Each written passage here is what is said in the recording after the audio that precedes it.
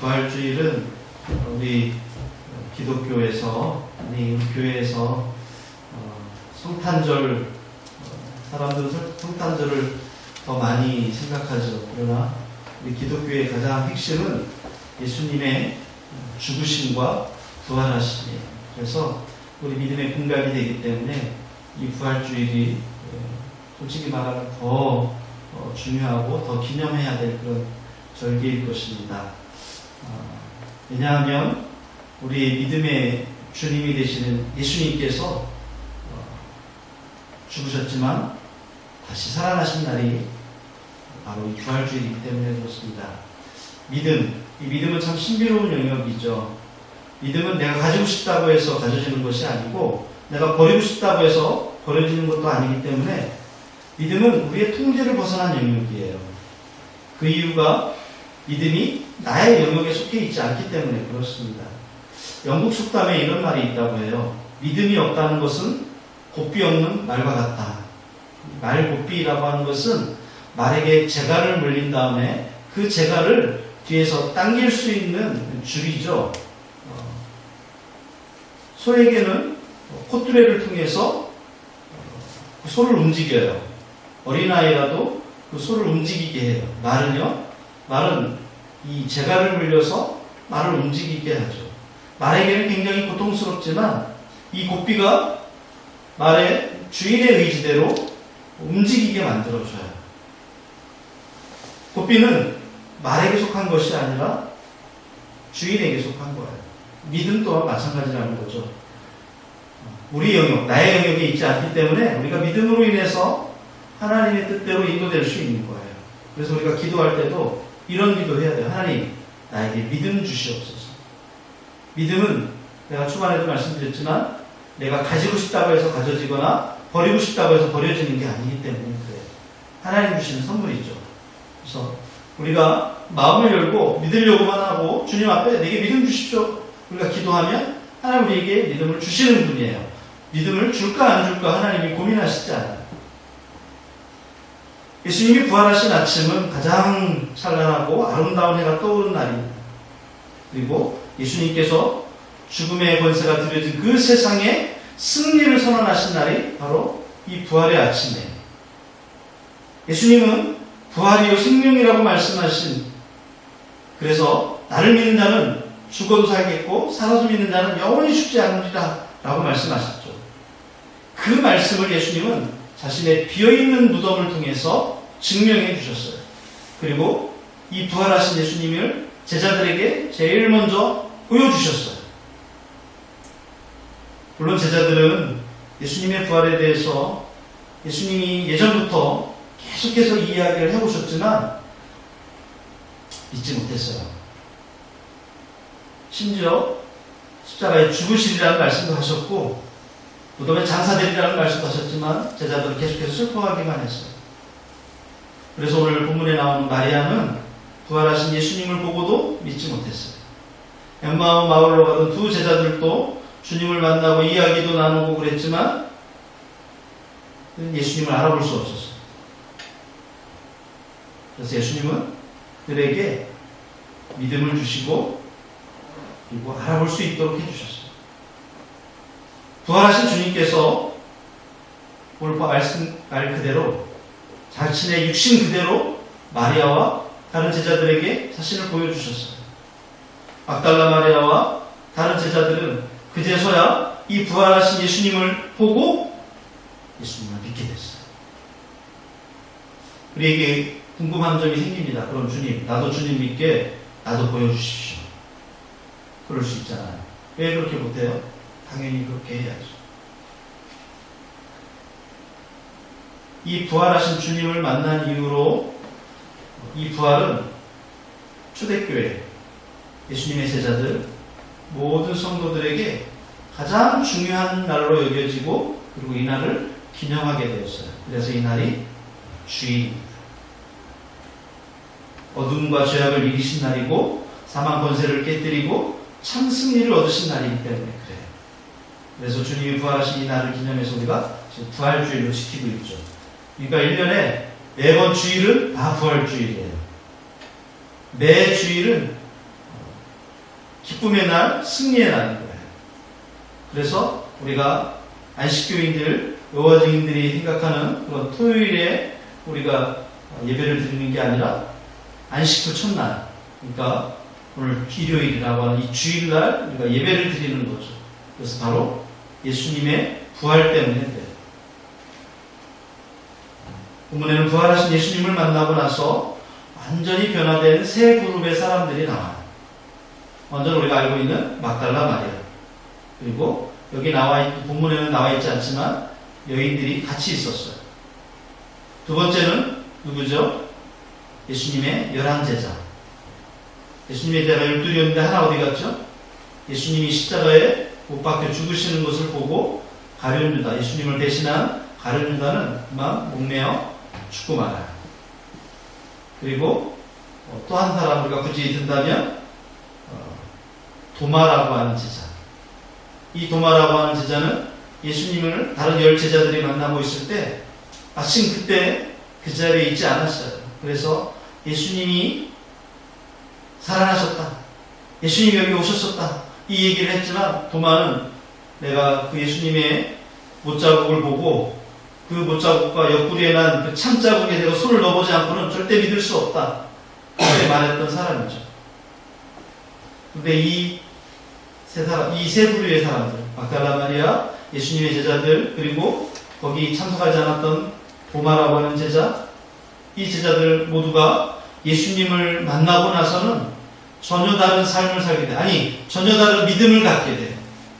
완전히 다른 사람이 되죠. 오늘 말씀을 통해서 저는 우리 한번 여러분에게 도전하고 싶어요. 나는 어떤가? 나는 부활의 주님을 믿는 사람답게 그 믿는 사람다움이 나에게 있나? 그리고 나는 예수님을 날마다 만나고 있는가? 말씀을 통해서 만나고, 기도를 통해서 만나고, 그리고 묵상을 통해서 만나고 있나? 이걸 우리가 한번 되새겨봤으면 좋겠어요. 첫 번째로 왜 주님을 만나야 되냐면 부활의 주님을 만날 때 슬픔이 변해서 기쁨이 되기 때문에 그래요. 오늘 본문에 나온 마리아, 눈물을 흘리고 있죠. 예수님의 시체가 없어진 줄 알고, 누가 예수님을 어디로 옮겨간 줄 알고 그 사랑하는 마음에, 그 안타까운 마음에 눈물을 흘리며 슬퍼해요. 예수님이 처참하게 죽어가는 모습을 보면서 마음에 상처를 받았죠.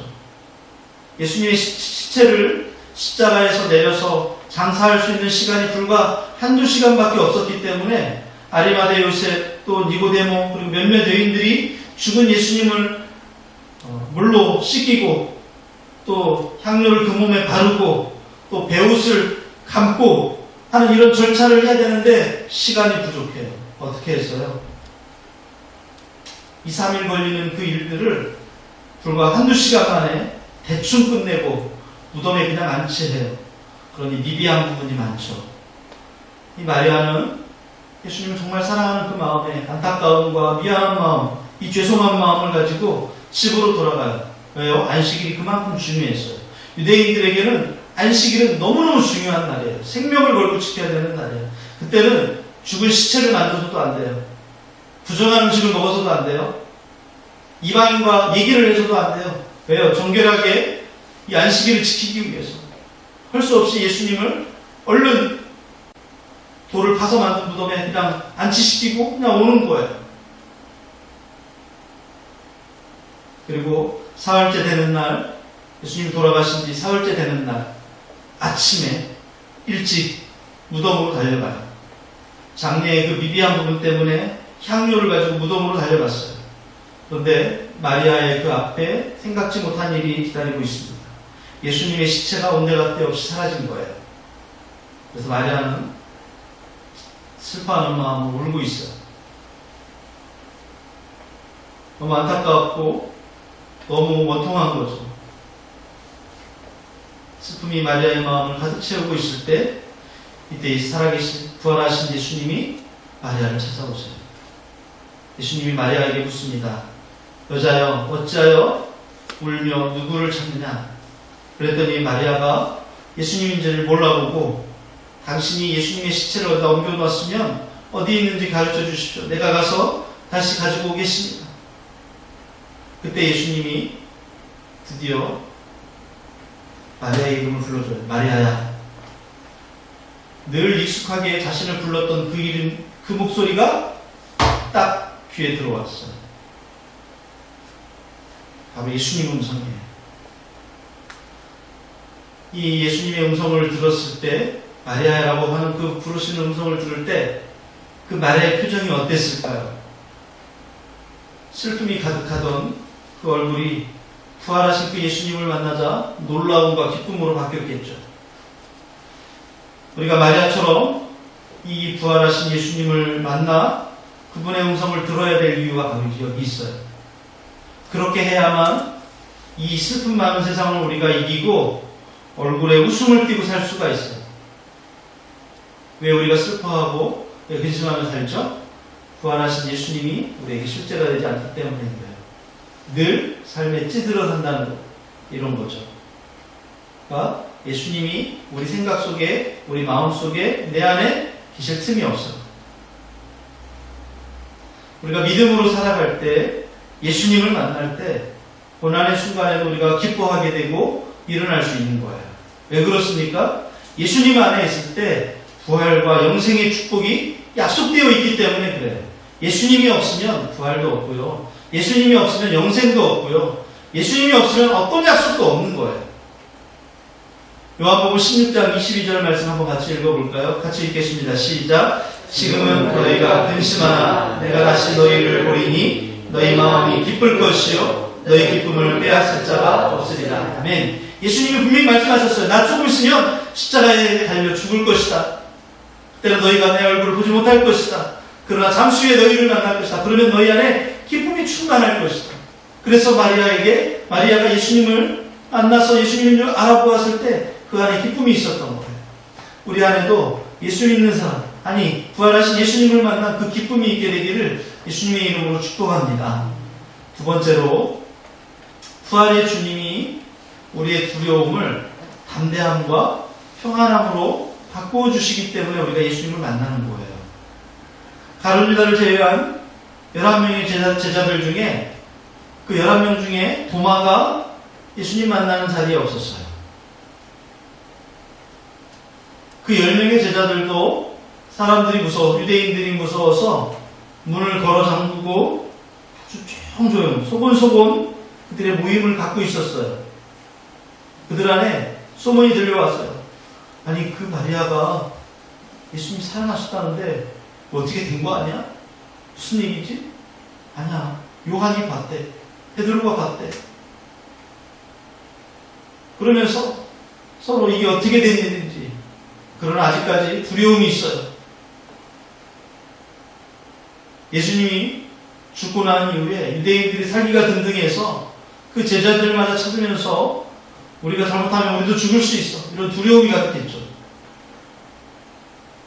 많은 사람들이 예수님을 따라다닐 때는 베드로 이 제자들도 우쭐거리면서 어이 가까이 오지 마, 밀지 마 그러면서 얼마나 우쭐거렸겠어요. 굉장히 기분이 좋았겠죠. 그러나 예수님이 비참하게 돌아가시자 자신감도 사라지고 용기도 다 잃어버렸어요. 예수님도 저렇게 비참하게 죽이는데 제자인 우리를 가만 놔두겠어? 이런 공포감이 밀려왔을 거예요. 그래서 방문을 걸어 잠그고 숨죽이면서 모여 있었어요. 바로 그때 부활하신 예수님이 그들을 찾아오셨어요. 그러면서 예수님이 처음 하신 말씀이 뭔지 아세요? 너희에게 평강이 있을지어다. 그 말이 히브리어로, 아람어로 샬롬이에요. 샬롬. 평안하다. 지금 주님이 눈앞에서 샬롬 하시는 그 말씀을 듣는 제자들 모습을 또 한번 상상해 보십시오. 막달라 마리아도 울고 있을 때 찾아오셔서 예수님이 마리아야 그랬는데 두려워서 숨죽이고 벌벌 떨고 공포감이 있는 그 제자들에게 예수님이 직접 나타나셔서 찾아오셔서 샬롬. 얼마나 놀랐을까요? 얼마나 그 마음이 녹아내렸을까요? 예수님 제자들에게 본인이 살아나셨다는 사실을 확인시켜 주셨어요. 얘들아, 나 유령 아니야. 내 손을 봐. 내 옆구리를 봐. 내 못 박혔던 내 손, 못 잡아. 그리고 로마 군인이 나를 찔러서 옆구리와 신장을 찔렀던 이 상처를 봐라. 보여주세요. 그래도 제자들이 의심하니까 너희에게 먹을 것이 없느냐? 가지고 와보라. 그러면서 제자들 앞에서 먹어 보이셨어요. 유령이면 먹을 수 없잖아요. 귀신이면 먹을 수 없잖아요. 예수님 그걸 먹으시면서 그냥 막 먹으시기만 했겠어요? 같이 이야기도 하고 너희들도 먹고 같이 나누시면서 얼마나 그 시간이 행복한 시간이었겠어요. 예수님 자신이 부활하신 몸인 것을 제자들에게 확인시켜 주신 거예요. 그리고 그들에게 소명을 주셨어요. 이게 바로 21절과 21절에서부터 23절까지의 말씀이에요. 같이 읽어봅시다. 아버지께서 나를 보내신 것 같이 나도 너희를 보내노라. 성령을 받으라. 너희가 누구의 죄든지 사하면 사하여질 것이요 누구의 죄든지 그대로 두면 그대로 있으리라. 아멘. 이게 뭐 한 거예요? 그들을 파송한 거예요. 그들을 영적으로 무장시켜 주시는 거예요. 그 결과가 뭐냐면 그들을 억누르고 있던 이 공포감과 두려움이 사라지고 그 안에 대신 담대함과 평안함이 찾아오는 거죠. 예, 우리가 예수 믿으면서 한 가지 변하는 게 있어요. 우리가 기도할 때 평안함이 있다는 거예요. 내가 문제를 가지고 어려움을 가지고 염려와 공포감 때문에 기도할 때 하나님이 응답하신 증거가 뭐냐면 평안함이에요. 예수님이 찾아오시면 예수님을 우리 안에 모셔드리고 그분이 우리에게 말씀하실 때 우리 안에 일어나는 변화가 바로 이 평안함, 샬롬이에요. 우리가 세상에서 인생을 산다는 것 그 자체가 어떤 면에서는 두려움이에요. 너나 할 것 없이 마음속에 세상 사는 것에 대한 두려움과 공포감을 다 가지고 있어요. 아, 이제 앞으로 어떻게 살지? 또 뭐 먹고 살지? 이제 어떻게 해야 되지? 아, 이게 어떻게 해? 앞으로 또 어떻게 해야 되지? 그러나 오늘 예수님의 그 부활을 통해서 중요한 사실 하나를 우리가 발견할 수 있기를 바랍니다. 부활하셔서 우리와 함께 계시는, 함께 걸어가시는 예수님을 만나면 두려움을 이길 수 있다는 거예요. 불안이나 공포를 극복하고 담대하게 이 현실과 직면할 수 있는 용기 있는 사람이 될 수 있어요. 요한복음 11장 25절에 그렇게 말씀하세요. 나는 부활이요 생명이니 나를 믿는 자는 죽어도 살겠고 무릇 살아서 나를 믿는 자는 영원히 죽지 아니하리라. 이것을 내가 믿느냐? 우리 그때 아멘 그렇습니다. 부활의 주님은 죽음의 질병의 공포에서 우리를 자유케 하시는 분이신 줄 믿습니다. 지금 이 시간 우리 안에 있는 질병 때문에 우리 안에 있는 해결되지 못하는 문제 때문에 우리를 사로잡고 우리를 힘들게 하는 것이 있다면 부활하신 예수님을 내 마음에 받아들이시기를 축원합니다. 요한복음 16장 33절에 말씀하셨습니다. 같이 읽습니다. 세상에서는 너희가 환난을 당하나 담대하라. 내가 세상을 이겼노라. 아멘. 세상을 이기신 그분이 내 안에 계세요. 우리와 함께 계세요. 그래서 우리도 세상을 이기는 거예요. 그래서 예수님을 우리가 믿으라는 거예요. 예수님은 그 모든 상황을 인정하십니다. 우리가 어떤 상황에서도 담대할 수 있는 이유 한 가지는 예수님이 세상을 이기셨기 때문에 그래요. 세상을 회피하거나 도피하거나 그런 게 아니에요. 예수님 인정하세요. 너 어려움이 있구나. 너 어려움을 만났구나. 너 힘든 일이 있구나. 너를 힘들게 하는 사람이 있구나. 그래. 그러나 걱정하지 마. 내가 세상을 이겼다. 할렐루야. 이제 여러분에게 아멘 되시기를 바랍니다. 세상을 이기고 죽음을 이기고 죄를 이기고 인간의 슬픔을 완전히 이기신 부활하신 예수 그리스도 그분이 우리의 부호자가 되고 우리와 함께 동행하시고 날마다 우리와 만나주시는 그런 우리는 그런 행복한 사람이에요. 우리는 두려움의 노예가 될 수 없습니다. 좌절할 수 없어요. 세 번째로 부활의 주님을 만날 때 우리가 믿음의 사람으로 살아갈 수 있죠. 아까 세 번째 말한 이 도마 10명의 제자들이 예수님을 만났을 때 도마는 그 자리에 없었어요. 부활하신 주님을 못 만났어요. 그러니까 공동체가 함께하는 건 참 중요한 일입니다.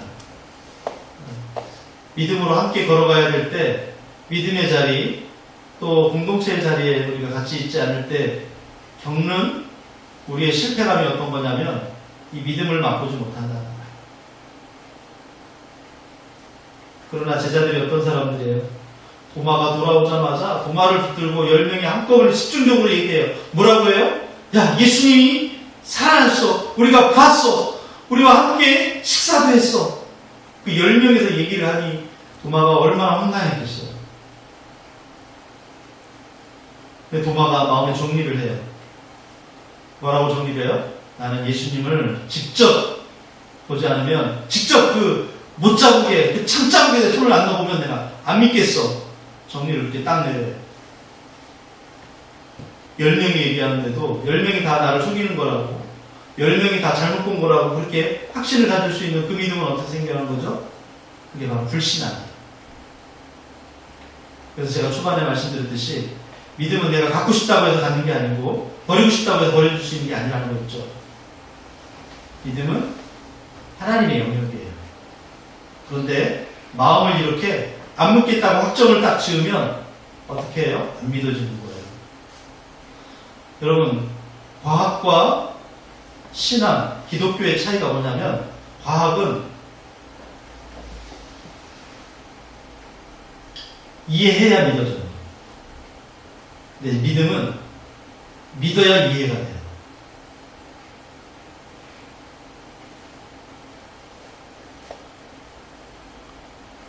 오늘 20장 25절 말씀해 보니까 이렇게 되어 있어요. 내가 그의 손에 못자국을 보며 내 손가락을 그 못자국에 넣으며 내 손을 그 옆구리에 넣어보지 않고는 믿지 아니하겠노라.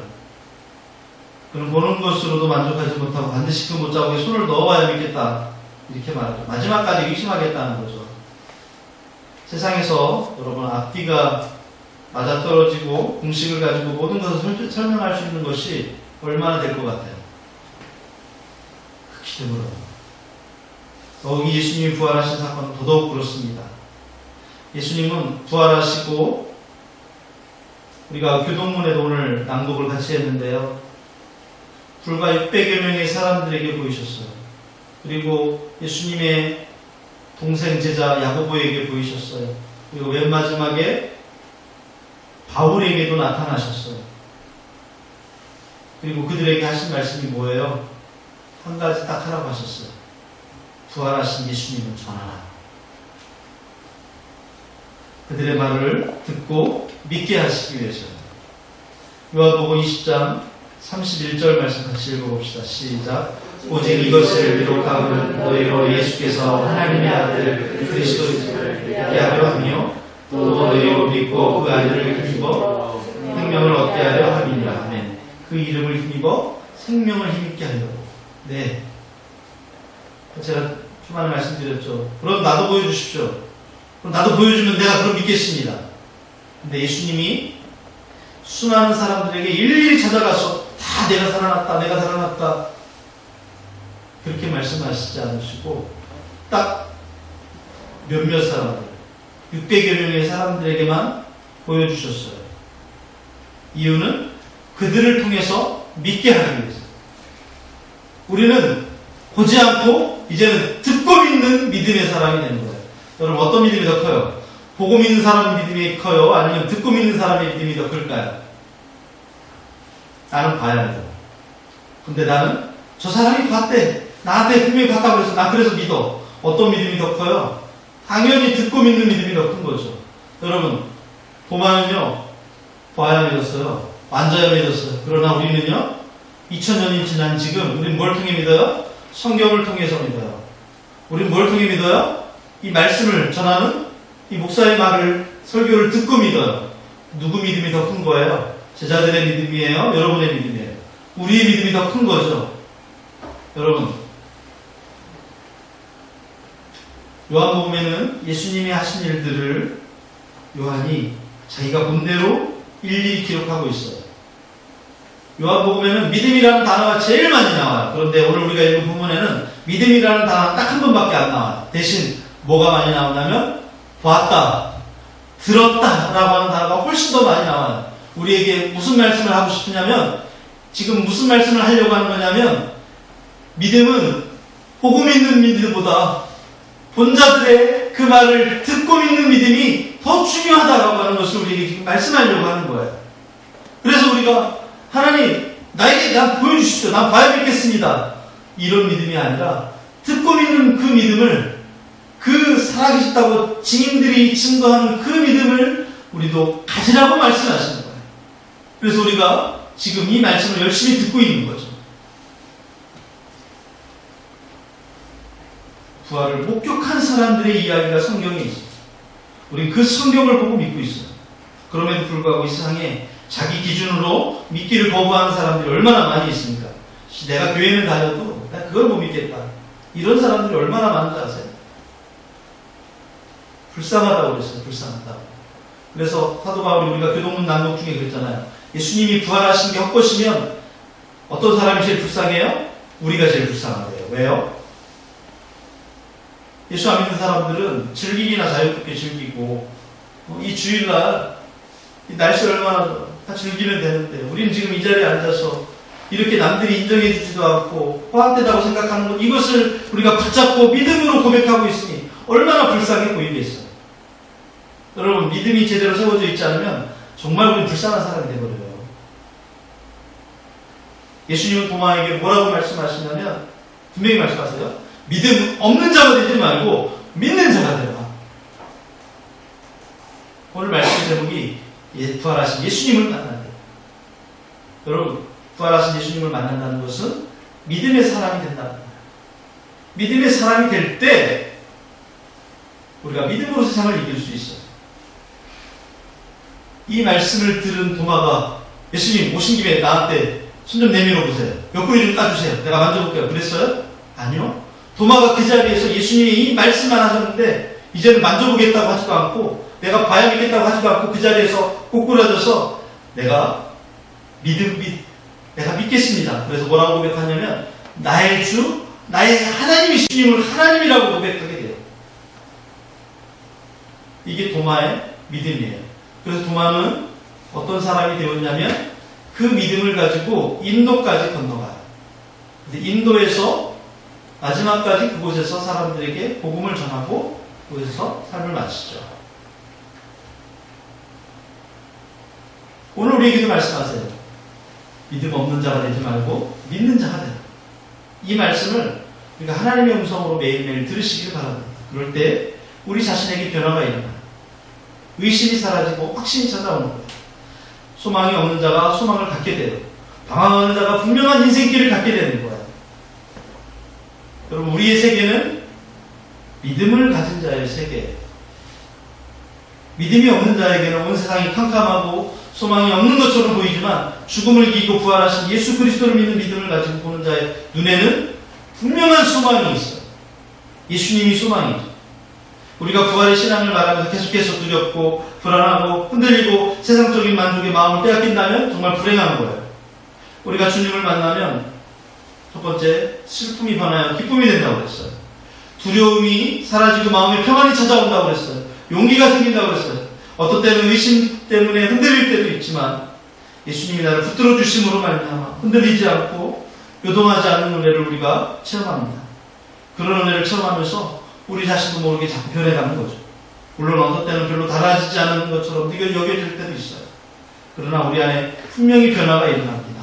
이전까지는 돈을 가장 중요한 가치로 여기고 돈, 건강 이렇게 살아왔지만 우리가 예수님이 내 안에 찾아오고 나면 돈이 중요한 게 아니라는 걸 알게 돼요. 건강보다 더 소중한 게 있다는 걸 알게 돼요. 그게 뭐예요? 예수님을 믿는 믿음이라는 거죠.